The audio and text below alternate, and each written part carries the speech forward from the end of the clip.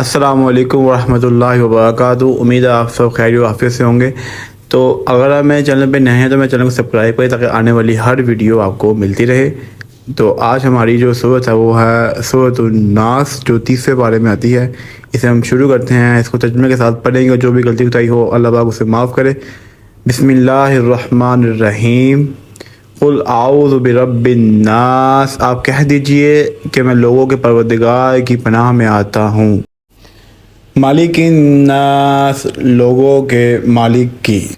من شر الوسواس الخناس، وسوسہ ڈالنے والے، پیچھے ہٹ جانے والے کے شر سے۔